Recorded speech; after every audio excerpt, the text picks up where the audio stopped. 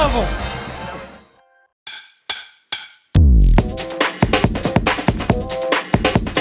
Welcome to the Bracket Report, brought to you by Delphi Bracketology. I'm your host, Brian Tonsoni. Joining me today, senior editors Nikita Lear and Caden Gasser. In segment 2, we'll be joined by fellow sponsor Dave Gilbert. This is episode 8 of season 4 of the Bracket Report. We're going to talk about all things brackets today. We ask that you follow our work at DelphiBracketology.com and also on Twitter at Delphi Brackets, as we are getting a lot of information out and a lot of questions on social media. We'd love for you to join us. So we're going to start off with a few things you'll be hearing now with the conference tournaments beginning this week. And the first thing is conference tournaments. Next 2 weeks, the winners of these tournaments, 32 of them, will automatically be in the tournament. The Missouri Valley Conference's well-named Arch Madness, held in St. Louis, starts on Thursday. Indiana State is the favorite, and we're rooting for the Sycamores to make the dance. Nikita? So a couple of terms, automatic qualifier, it's the name given to the conference tournament winner. An example of that would be Purdue, so they're an automatic qualifier. Even though they're already a number 1 seed, they are automatic qualifier. If they win the Big Ten tournament, yes. Right? Okay. Caden? And then we have the at-large bids. These are teams that don't win their conference tournament, but they're worthy of being in the tournament themselves. 36 of those teams will be selected that do not win the tournament as at-large. You'll hear that on the broadcast as well. And you'll hear the net ranking, which is the mathematical formula of offense, defensive efficiency, and who you play and strength of schedule, all of that combined, created by the NCAA, used to sort the teams. The lower the net, the better. South Carolina is an interesting case. They have a 47 net, which puts them as a 9, 10, 11 seed, but they're more likely to be higher than that. So the net is not an absolute ranking, but it is going to be mentioned quite a bit in these next 2 weeks. Regionals, one of the 4 regions where the winners will advance to the Final Four. That's the East, West, South, and Midwest. And then we have the quad system. It's a sorting system we use to see which games are best and which teams play who. And then we'll end up with the fact that you'll hear this on every game that you watch. These teams look like tournament teams. Well, there are only 68 tournament teams.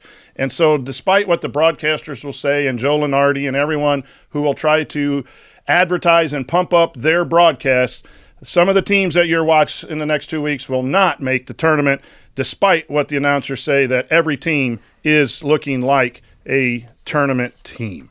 So those are some of the things that you'll be hearing this week. But again, tune in to us at DelphiBracketology.com. You'll get some straight answers from us as much as possible. But now here in the first segment, let's talk mid-majors, those smaller conferences. That is really good basketball. And their tournaments are started yesterday with the ASUN tournament. We'll talk about that again in segment 3.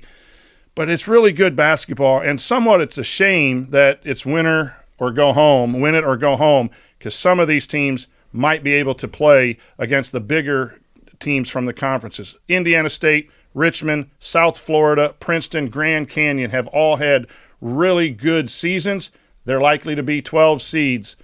Those are the seeds. Those are the teams you want to pick as upsets once the bracket is announced, because they're really solid teams and they're good enough to win a game or 2 in the tournament. Nikita, which team are you going to start talking about here? So I'm going to talk about Indiana State. They have a 29 net, which is amazing for them. They also have only 1 quad 4 loss, which kind of is a little bit of a struggle, but they also have 1 quad 1 win, which I feel like kind of evens it out a little bit, as well as they know how to win on the road. They're 9-4 on the road, and that for me really sticks out, knowing nobody else in their seed listing has that. To go with Indiana State, Drake is another team in the Missouri Valley that has really had a good year. And so there's some thought that if Indiana State, the 1 seed, and Drake, the 2 seed in the Missouri Valley, meet in the conference champion, the loser might get a bid. I think Indiana State has a better chance at that at-large bid than Drake. But the Missouri Valley starts on Thursday. Must-watch television this week. Caden, who are you looking at here as the top mid-major conference winners that might be upset specials in the NCAA tournament? I think Grand Canyon might be up there a little bit. They don't play very many quad 1 games. They play a lot more quad 4 games. Looking at it, they're 15 quad 4 games and 2 quad 1 games. This does put a little iffy, like, what are they going to do? How are they going to play against quad 1 Quad 1 teams. They beat a Quad 1 team, and I'd be interested to see what happens in the tournament with them. For me, it's the McNeese Cowboys. They are coached by Coach Will Wade, former coach from VCU and LSU. He's known to make really big offers before the offers and NIL were allowed. Questionable ethics, but now he's always been a good coach, and he has the McNeese Cowboys at 22-3, 15-1 in their conference. They went on the road and beat Michigan, and Michigan's struggling this year for sure. But anytime a small school like that goes into the Big Ten and wins a game, they've also beaten Alabama, Birmingham, UAB, VCU, other top-level mid-majors. McNeese State, if they win their tournament and get in, you might want to pick them in round one of your bracket. They are a top mid-major. And quickly, Richmond in the A10, there's going to be a Dayton's League. There's going to be probably 2 teams from the A10 in. Look for those teams at 11 or 12 seed to be upset specialists, and keep your eye on South Florida. We didn't really talk about them here, but they have gone only one loss in their conference, beating FAU, Memphis, schools that we've all heard. South Florida is on a roll.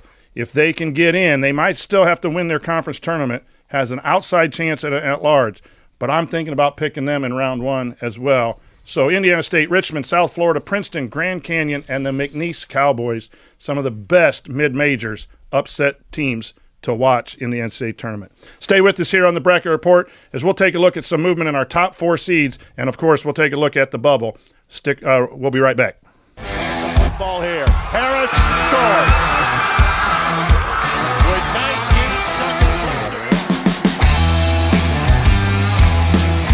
Fake players, big boy. I'm telling you right now, that's awesome. I love it. Here's the finish. You get a layup taken. And an and one.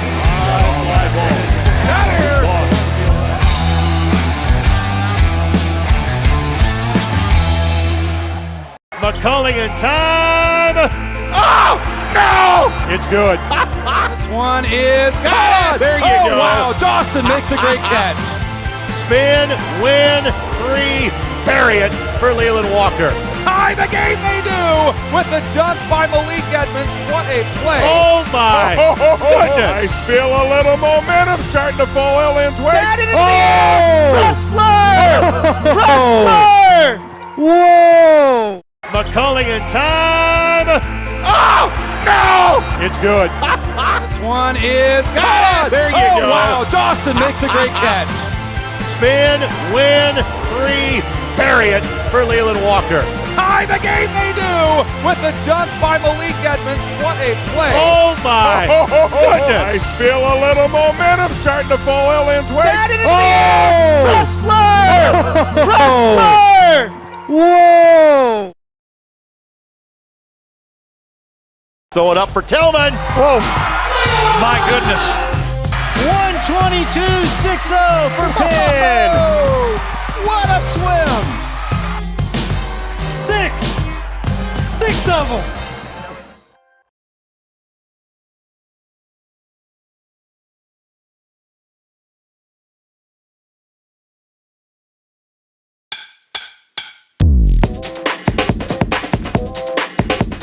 Welcome back to the Bracket Report. Brian Tonsoni. We're now joined by Dave Gilbert, continuing on with Caden Ganster. We're going to look at the top 4 seeds, and they are getting really close. We'll start off with our 1 seeds. Purdue, UConn, and Houston are pretty much locked in as a number 1 seed. There is some discussion about Houston moving up and challenging UConn, and Purdue has a really tough end to their schedule. They're at Illinois this evening, which we will be covering, and then also at home against Wisconsin.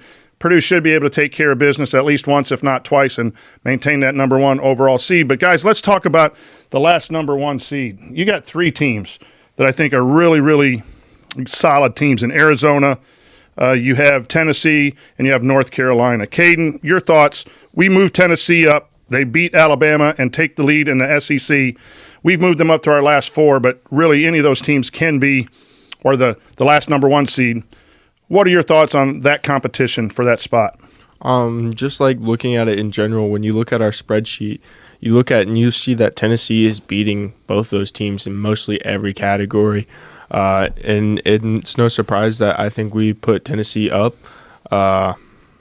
and I believe they'll stay up if they continue to finish the year out solid. Dave, your thoughts on Tennessee? Since the committee had the reveal, Tennessee has 2 quad 1 wins since that time. They beat Auburn and they won at Alabama, and so those are high quad 1 wins. And since that reveal, Arizona lost at home to Washington State, and they've not added any quad 1 wins since then. So that, I think, has allowed Tennessee to possibly jump them to that last number 1 seed. I think we all need to watch North Carolina. They have another game with Duke on Saturday, and if they win that could be that quality win to move North Carolina up. And Tennessee has a really, really tough schedule coming down the stretch too. I think they end with Kentucky, and I'm not sure who their other game calling it up here. They're at South Carolina, which is a 5 or a 6 seed, and then they're home against Kentucky. But if they win those two, they are really adding to that seed list for sure. So we like Tennessee. We're also keeping an eye on Arizona and North Carolina, and understand that wins or losses of all these teams, you're going to end up comparing them at the back end of next week when their conference tournaments are played to make the final decision on who goes where. And then we have another major discussion. We've been talking about it all week. We're catching some grief about it on our Twitter account, and that's the last two. You have Kansas, who has outstanding wins but is faltering here a little bit because of some injuries. Baylor is another team that's being considered, and then Iowa State with a horrible non-conference strength of schedule but good wins. Dave, we'll come to you. Those 3 teams seem to be in a really close race for that last 2. How do you see that playing out? For me, I take a look at wins, and it's hard to ignore Kansas's 3 big wins. They beat 3 of the other number 1 seeds. If we put Tennessee on the one line, they beat Connecticut, they beat Houston, they beat Tennessee. They do have a slightly better strength of schedule than Baylor, but Kansas has to keep winning. That margin of error is razor thin with them and Baylor. I don't really look at Iowa State as being up there right now. Their non-conference strength of schedule is not very good at all. So I don't know if they're really in the consideration, for me at least, for that last number 2 seed. Caden, your thoughts? To agree with Mr. Gilbert here, I'd say that Iowa State really isn't going to shoot for that number 2 seed line, but Baylor does have a chance. With Kansas, I think it's kind of tricky. They do have those great wins, but we also got to take into account that Baylor is 8-7 in quad 1, and they haven't lost in quad 3, which Kansas has, and I think it could be tricky to put them where they are. You just wish there's a little bit more clarity with what the committee looks at, because Kansas does have that quad 3. Kansas has lost some games, but I went back over the last 13, 14 games. Kansas is 7-6 and Baylor is 8-6. Baylor just looks better. They won last night and they beat Kansas on Saturday. So the recency of looking at Baylor, but Baylor is 3-2 since the committee reveal, and then Kansas is 2-2. So they had Kansas and then Baylor and then Iowa State, and sandwiched in between was Alabama, who we have dropped. So I don't know that enough has happened to really change the committee's mind. But boy, the Iowa State fan didn't like us. He unfollowed us today because we were being ridiculous and just having that conversation. So it's a real tight conversation. And if you're an Iowa State fan, please still follow us, because we still like your team, and the 3 seed is still pretty good. So let's go to those 3 seeds. We have Baylor, Iowa State, Duke, and Creighton. And we haven't talked about Duke, Dave. They are pushing also, could possibly be that 2 seed, beating North Carolina and advancing in the tournament, ACC tournament. Your thoughts on Duke? A lot of people are starting to really like Duke now, and maybe talking about them as a 2 seed. They've won 8 of their last 9 games to kind of get in the conversation. However, none of those wins were quad 1 wins. Wake Forest is on that bubble line. They're at a 31 net, so if they move up to a 29-30, then it could be a quad 1 win. So for me, even though they've won 8 of 9, I think they stay on that 3 line. Now they do have a big game against North Carolina this weekend, which is another quad 1 opportunity. But right now, even though they've won 8 of 9, they don't have the quad 1 wins. Yeah, I think they're comfortably on a 3. They've moved up from a 5 to a 3 for us. I think that's been really good movement. Caden, your thoughts on, we've talked Baylor, Iowa State, Duke. Any thoughts on Creighton, or where do you want to go here on the 3 seed line? I kind of want to talk about Baylor again just because they're knocking on that 2 seed line and they could make the jump there. It's going to be hard late in the season with just a few games left, but they could really possibly do it. We were talking on the way down in the car that maybe of those 3 teams, the team that advances the furthest, maybe to the championship, Houston's in there. If someone beats Houston, there are going to be games for Kansas, Baylor, and Iowa State to distinguish themselves between that 2 and 3 seed line. And then the last protected seed that we have is a 4 seed line. We have Kentucky, Alabama, Illinois, and San Diego State. Caden, what grabs your attention here on our 4 seed line? San Diego State, which is at the bottom of our 4 seed line right now, kind of grabbed my attention with their 3 and 7 quad 1, and they're kind of like Alabama in that situation where Alabama's 3 and 8. I like to look at, they're losing multiple quad 1 games, but they're not losing bad games. They haven't lost anything outside of quad 1, which is really good for them, and they're 20 and 7, which is kind of low for that area. Most teams having 21, 22 wins, but I feel like they could easily win a couple games in the tournament. San Diego State was a surprise team at the reveal. They were 14th overall. We've dropped them 2 slots. If a BYU, Auburn, or Clemson just lost to Notre Dame, those are teams on our 5 seed line. Those are the teams that are going to push San Diego State for that spot. I do think San Diego State is worthy. No losses outside of quad 1. But always interesting. The Mountain West has been really good. We've talked about them on the show all year long. They're really good. I think San Diego State is deserving. Dave, Alabama has fallen. Your thoughts on the Crimson Tide? Yeah, since the reveal, Alabama's only gone 3 and 2. Now they haven't had bad losses. They lost to at Kentucky and they lost at home to Tennessee. But like Caden mentioned a little bit ago, they only have 3 quad 1 wins. They're 3 and 8 against the quad 1. So even though they have a good net at 7, that's why we have them dropping down to a 4 seed. They just don't have the quad 1 wins really. And it's not so much that they're dropping 3 and 2 is the same as Baylor, and we kept Baylor at the same, but teams have passed them. Creighton and Duke have had really good performances. Duke not so much as you said, but Creighton has won a couple of really nice games recently. That pushes them up above Alabama, Iowa State, and Baylor. That 3 seed line is, you can't go 3 and 2. Even against good teams like Alabama has, and not drop down. I want to talk a little bit about Kentucky. They are on the rise. They are the type of team that I think can win it all. They also give up a lot of points, so they can get upset at some point too. But if they put together a string, they have the athleticism, and Reed Shepherd is just playing basketball. He comes off the bench a lot of times, ends up getting 35 minutes. Kentucky is a fun watch, and I think they have a chance to maybe pull an upset. So if you're looking in the bracket in a couple of weeks for a surprise team to go that's not a 1 or a 2 seed, maybe pick Kentucky to pull some upsets and be a surprise Final Four team. But let's talk about our bubble. This is very tough. We have people always arguing about who's in and who's not in. We have St. John's, Utah, Iowa, and Seton Hall in, and you can throw a dart at the other teams and maybe we could be 0 for 4 on those teams. It's just really, really tough here. So your thoughts, Dave, on Iowa? We've moved them in, but they're very, very tenuous at that spot. Yeah, this year with the bubble, you can make an argument for, several teams to get in. Iowa has really made a push here lately. They've won 4 of their last 5 games. In those 4 wins, 3 of them are quad 1 wins, including 2 of those on the road at Michigan State and at Northwestern. And so they've got their net up to 57, which is good for consideration when you're one of those bubble teams. And obviously winning on the road holds some weight with the committee as well, including 2 wins over tournament teams. Caden, your thoughts on some of the teams we have in on the bubble? Seton Hall is kind of in a risky situation right now. They have a 68 net, which is the highest net we have in, which they are at the bottom right now, so that makes sense. But they're also 5 and 6 on the road, which they're about even on the road, which is all right. But if they really want to stay in, they're going to have to win on the road.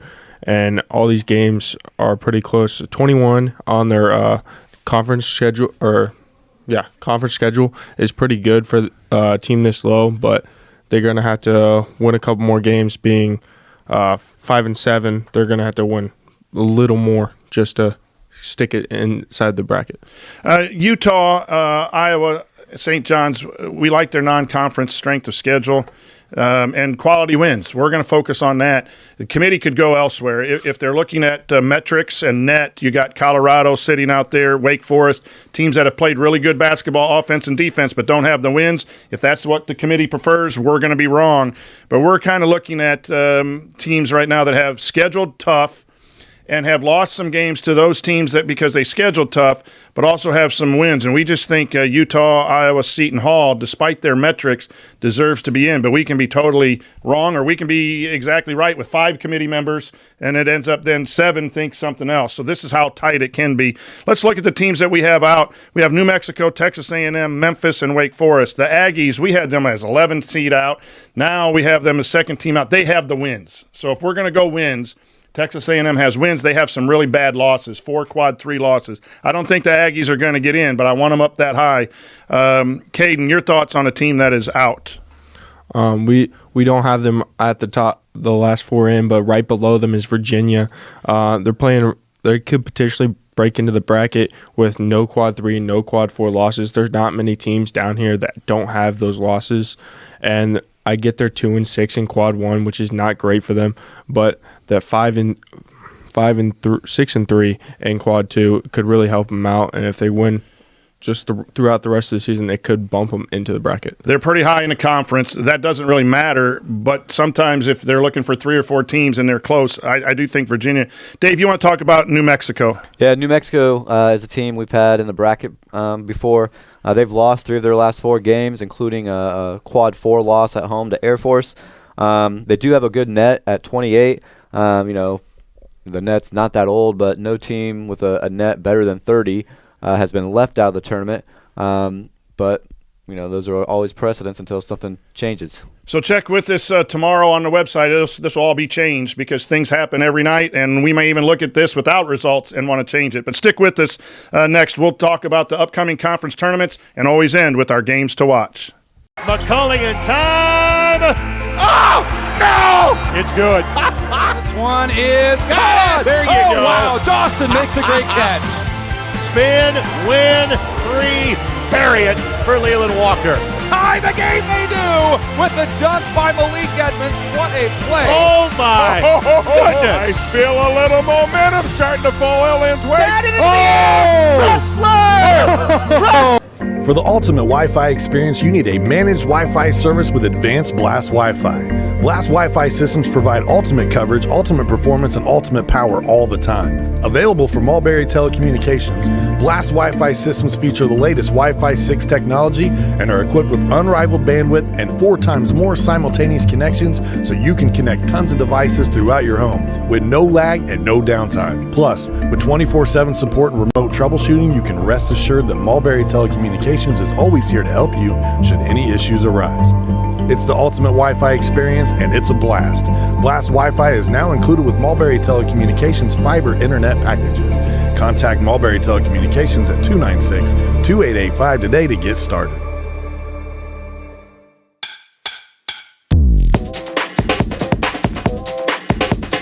You are watching the Bracket Report brought to you by Delphi Bracketology. Again, I'm Brian Tonsoni with Caden Gasser. Nikita Lear is back with us for segment 3, and we're going to look at the conference tournaments that began on Monday and will continue throughout this week and next week in deciding those automatic qualifiers. We're going to run through this real quick with favorites and predictions. So we're going to start off with the ASUN tournament began last night.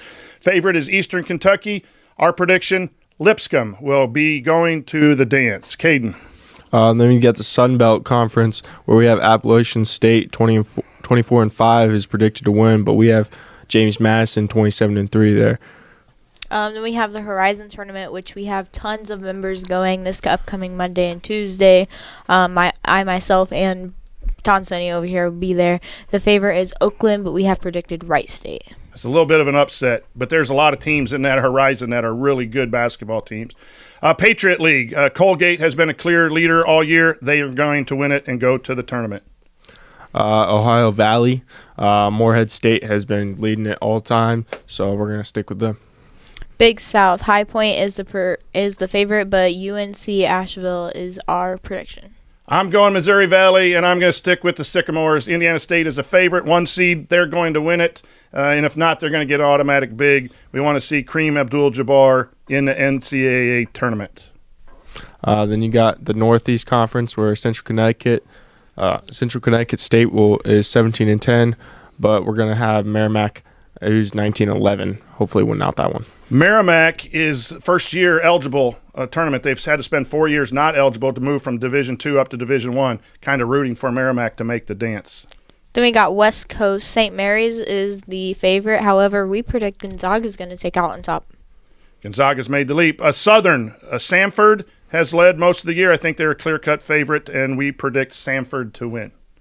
You got Coastal Athletic, Coastal Athletic Conference with Charleston, who's 23-7, who will probably win this one. Then we got the Summit. South Dakota State is the favorite. However, we predict that North Dakota will be winners. We have the American East, Vermont. We think Vermont will win, but we kind of like UMass Lowell to watch for an upset. Then you got the Southland Conference with McNeese, which Don Sony was talking about earlier, who are 22-3. We're predicting that they'll probably win this. We'll be back next week with the rest of the tournament predictions as the bigger conferences and a few smaller mid-major conferences begin next week as well. And so now we go to our games to watch. Caden, give us a couple games that our followers and listeners should tune into. Memphis versus FAU, Saturday on 12 o'clock on CBS. It's going to be close. Memphis, who is out of the bracket right now, and then you have FAU, who's in, but is kind of wary where we have him right now. This could decide where we put him. And you have Kansas versus Houston, which are two pretty high-ranked teams. That's Saturday at 4 o'clock on ESPN.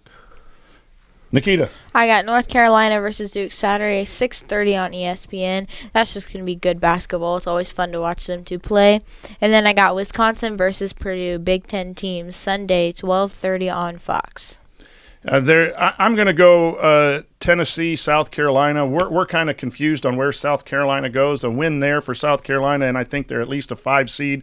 We're debating between a 5 and a 6 seed. That is Wednesday, 7 o'clock on ESPN2. And then you got another Tennessee game, Kentucky versus Tennessee. I don't think you didn't mention that, did you? No. Old man disease right there. Saturday, 4 o'clock on CBS. Again, this is a seed line situation where Tennessee has 2 really important games to stay on that 1 seed. South Carolina wants to move up. Kentucky wants to move up. Tons of games. And then tune into those conference tournaments. They're fun watch. It's elimination, and you go home. You win and you advance. There's a lot of energy in the gymnasiums there. So stick with us all season long. This will do it for this episode of the Bracket Report. Delphi Brackets on Twitter, DelphiBracketology.com. We have capsules for every conference tournament. We'll have the bracket, the times, television times, and then information about our predictions and favorites and contenders. So if you want a quick little study of those conference tournaments, go to DelphiBracketology.com for conference tournament coverage and the upcoming NCAA tournament coverage. I'm Brian Tonsoni for Dave Gilbert, for Nikita Lear, for Caden Gasser. We thank you for watching. We hope your team wins and advances and makes the NCAA tournament.